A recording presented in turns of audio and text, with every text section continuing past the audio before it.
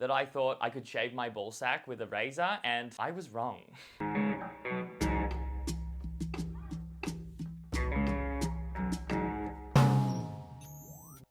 Hey guys, and welcome back to the channel. If you're brand new here, my name's Thomas, and today I'm going to be talking about grooming hacks that I wish I knew in my early 20s, because they would have been really handy back in the day. 2 weeks ago, I turned the ripe old age of 27, and I thought, holy crap, where is the time going? And the one thing I've noticed, the older I get, is I am reflecting more and more and more and thinking like, how could I have done that better? Or that, or that, or what if I did this? And to be honest, I think it's just a normal part of growing up. So yeah, nonetheless though, all of these tips and hacks that I'm gonna be going through in this video are actually for guys of all age. Tip number 1 and number 2 are probably the most important ones that I want you to take away from today's video. And you will see why very shortly, all right? Let's get into the tips.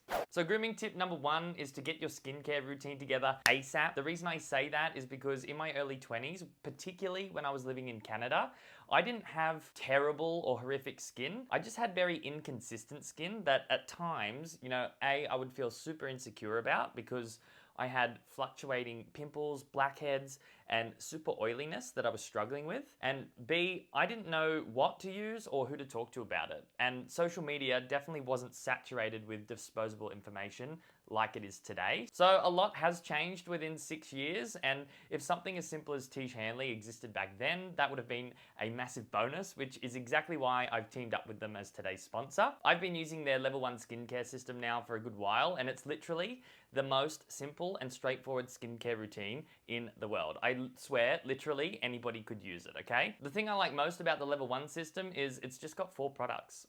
It's literally that simple. You've got a facial cleanser, an AM moisturizer, and a PM moisturizer, all of which you use on a daily basis, and then you also have an exfoliator scrub that you only need to use twice a week. Done. And on top of that, they also give you all of the instructions that tell you when and how to use everything. So this thing is done for you. I mean, come on, where was this 6 years ago?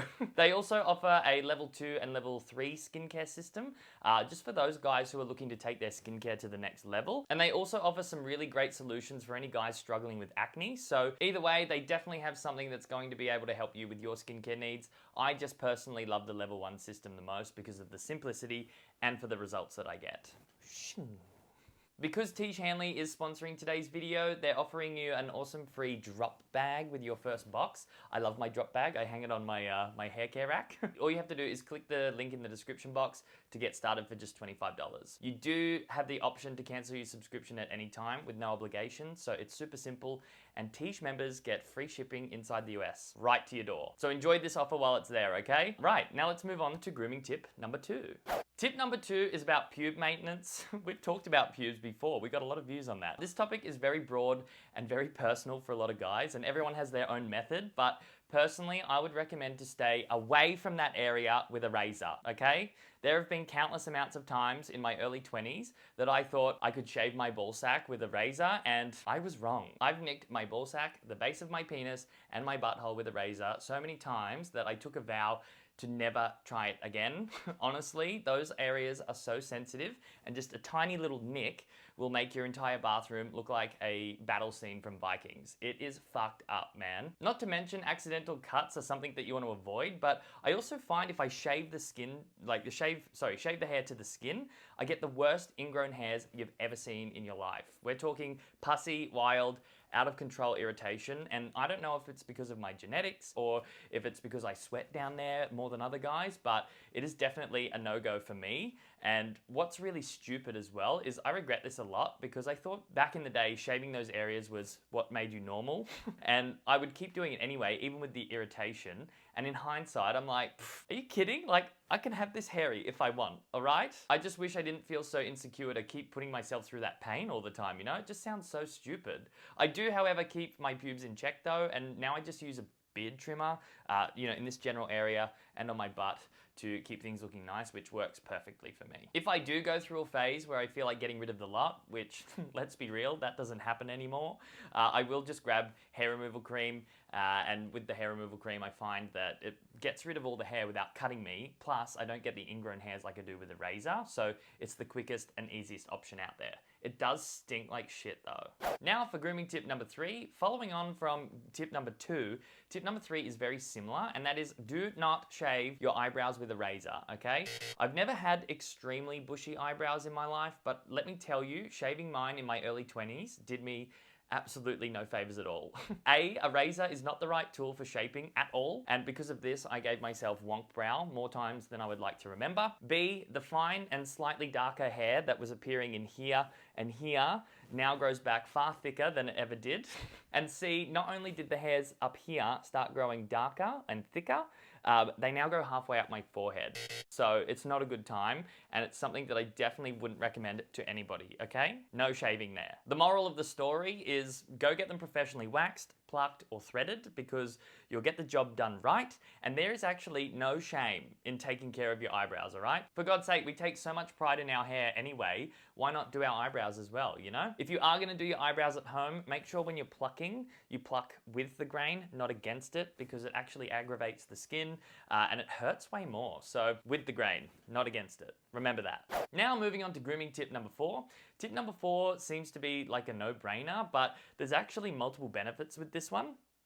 Ooh, sorry. And that is religiously using dental floss on a daily basis. Obviously, dental floss significantly helps with oral hygiene, but I actually found out a couple years back that flossing has a lot to do with how bright and white your teeth appear. I know, you didn't know that, did ya? I kid you not, in my early 20s, I had the worst oral hygiene you've ever seen in the whole frickin' world. I used to smash full sugar Red Bulls, chocolates, lollies, and pretty much whatever the hell I wanted. And by the age of 25, I had every single back tooth have a filling in it. I've had a root canal, and I've even had a crown put on, which is gold.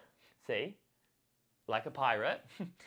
And finally, after my 679,000th fucking filling, I finally took a hint from the dentist and I started flossing. But as a result, a few months after implementing it, I noticed that my teeth started looking way wider, and I was like, what the hell is going on here? So when I visited the dentist for my next clean after that, I asked her about it, and she said it's because of all the flossing that I was doing that my gums had become a richer, more healthy pink. And because the gums had a richer pigment in them, they were actually contrasting against my teeth better. So the darker, richer pink made the teeth stand out. So my teeth weren't actually whiter, my gums had just become a richer color, causing them to look whiter. I mean, how cool is that? Moral of the story is flossing isn't just about hygiene after all. It can actually help your teeth look way whiter than they actually are. So get onto that.